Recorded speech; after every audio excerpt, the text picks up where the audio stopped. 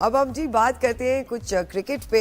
हमारे साथ अदील अजहर मौजूद होंगे। क्या बात है क्रिकेट की, क्या भाई देखिए, खबरें दे वनडे रहे हैं आप? सीरीज जीतने का सुनहरी मौका है पाकिस्तान के पास। पाकिस्तान और साउथ अफ्रीका में के दरमियान दूसरा वनडे आज केप टाउन में खेला जाएगा। पहले मुकाबले में साइम अयूब और सलमान अली आगा ने कौमी टीम की कश्ती किनारे लगाई, पार लगाई और पहले वनडे के player of the match team के नायब कप्तान सलमान अली आगा का कहना है कि पहले मैच की पिच जरा स्लो थी और उस पर बाउंस भी कम था। दूसरी इनिंग्स में बेहतर होने के सबब हमें आसानी हुई है और कौमी टीम आज का मैच जीतकर मुसलसल तीसरे वनडे सीरीज में ऑस्ट्रेलिया से भी जीते थे, तो तीसरी वनडे सीरीज अपने नाम करेगी। पाकिस्तान ने इससे कबल ऑस्ट्रेलिया और जिम्बाब्वे को शिकस्त दी थी।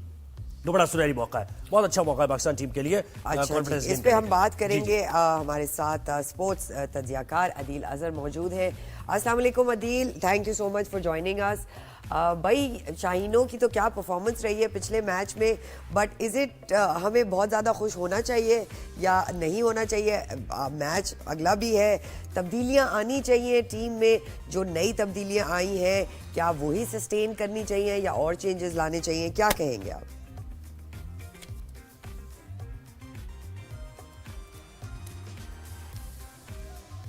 अच्छा, तो भाई वही बात है। अदील से हम दोबारा से कांटेक्ट करेंगे और वही बात आपको क्या लगता है?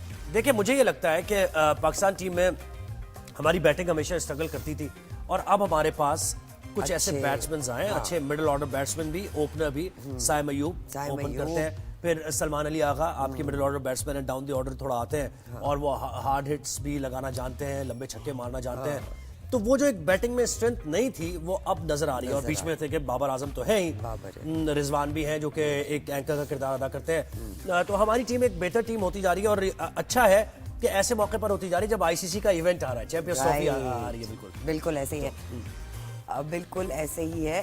चैंपियंस ट्रॉफी के लिए भी एक होता है कि आप जीतते रहे तो आप बकअप रहते हैं आपकी जो एक। और आप देखिए, हम चैंपियंस ट्रॉफी को तो हम डिफेंड कर रहे हैं, हम चैंपियन है क्योंकि उसके बाद 2017 के बाद चैंपियंस ट्रॉफी हुई नहीं है और वो सरफराज ने जो जीता था। बिल्कुल, याद है ना आपको? क्या बात है, क्या पाकिस्तान को खुशी दी थी, तो उसके बाद ही चैंपियंस ट्रॉफी हो रही है, तो हम डिफेंडिंग चैंपियन है। बिल्कुल ऐसे ही है कि हम दोबारा ये कप लिफ्ट करेंगे। ये परफॉर्मेंस हम दिखा रहे हैं पाकिस्तानी। बिल्कुल जी, अदील अजहर हमारे पास मौजूद हैं। अस्सलाम वालेकुम Adeel, thank you so much for joining us. भाई हमारा सवाल ये है कि शाहीनों ने तो अनबिलीवेबल परफॉर्मेंस दी थी पिछली दफ़ा। क्या चेंजेस जो हम लाए हैं वो सस्टेन करने चाहिए या नई तब्दीलियां लानी चाहिए? क्या कहेंगे आप?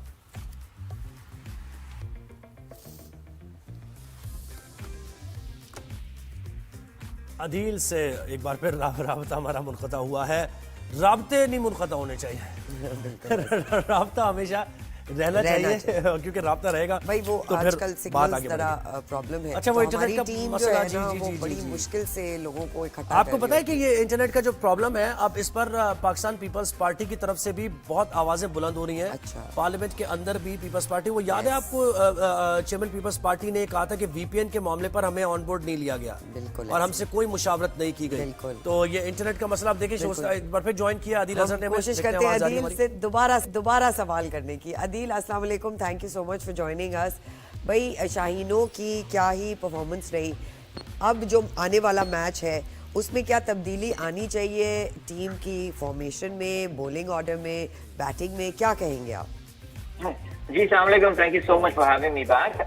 ये एक जो क्रिकेट में जनरल रूल और पाकिस्तान में तो इस रूल को बहुत ही रिलीजियसली फॉलो किया जाता है, is that you do not touch the winning combination. So आज का मैच जो न्यूलैंड्स में होने वाला है केप टाउन में, which is one of the most picturesque grounds in the world, मुझे नहीं लगता कि पाकिस्तान टीम कोई तब्दीली के साथ जो है वो मैदान में उतरेगी।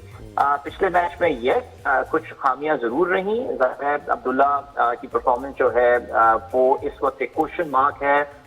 काफी सारे चांसेस, एक बहुत ही तवील लीन पैच अब्दुल्ला का इस वक्त चल रहा है जो कि ओपन करते हैं। ऑफकोर्स दूसरी जानिब साइम अयूब रन ही रन बनाए जा रहे हैं, तो वो दोनों का कॉन्ट्रास्ट इतना ज्यादा नजर आ रहा है।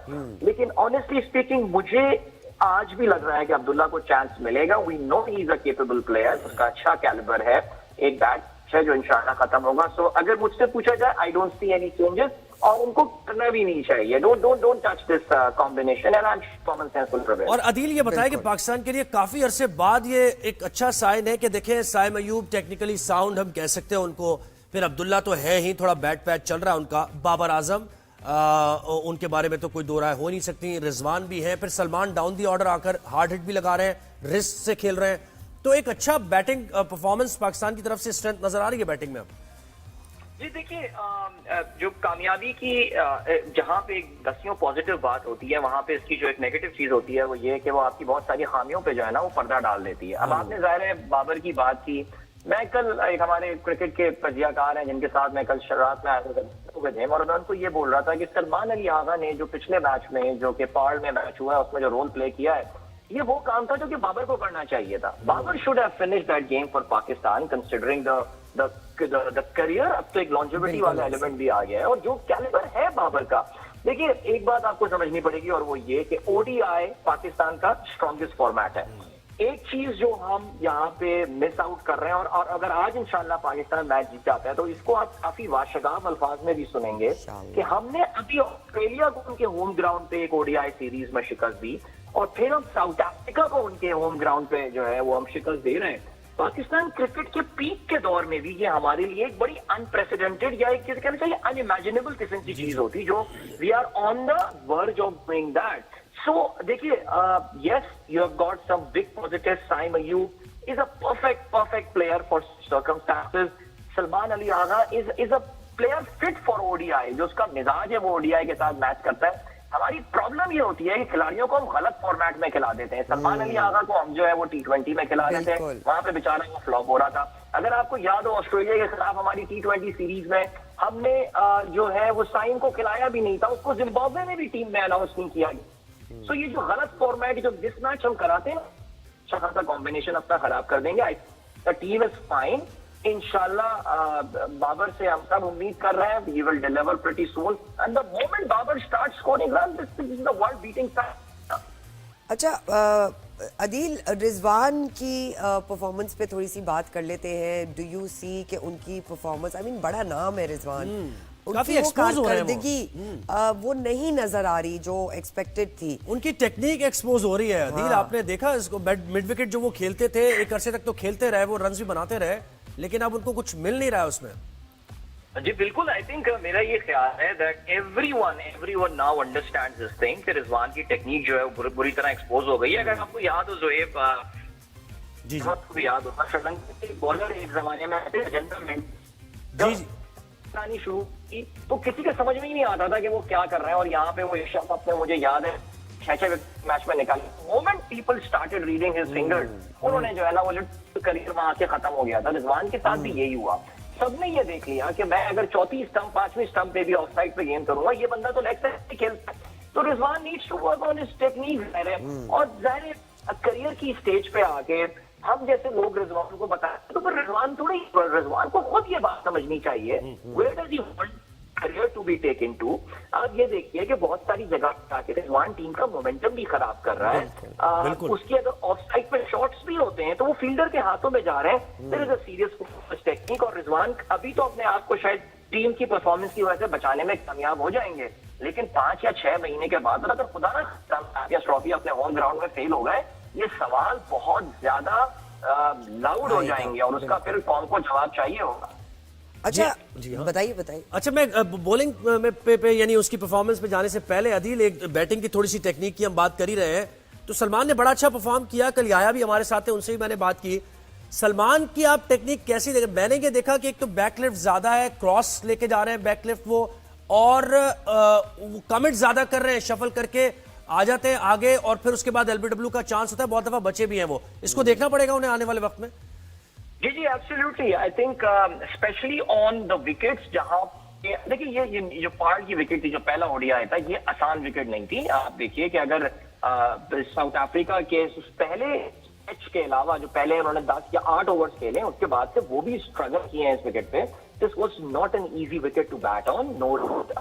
सलमान की टेक्निक जो है, देखिए this is exactly the problem that he is facing in T20। बहुत ज्यादा शफलिंग, बिकॉज T20 में होना ही है, आप अपनी जगह पे खड़े हुए, आपको अपनी रिस्ट मूवमेंट करनी है, अपने आपने बैकलिफ्ट की बात की, ये सारी चीजें। So definitely I think this is one area that we needs to work upon.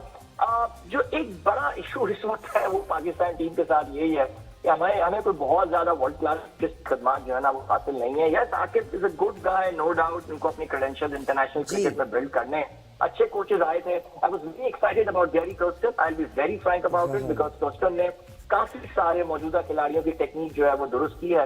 Apparently Babar not much interested in hearing from him, और सलमान के साथ वो काफी अच्छा काम कर सकते थे। अच्छा। But yes, I think point well identified. Adeel, एक आखिरी सवाल आपसे। हर चीज़ बहुत डिजिटलाइज हो गई है, there are so many techniques जो वर्ल्ड रिनाउंड हमारी क्रिकेट टीम्स खेल रही हैं दुनिया भर की।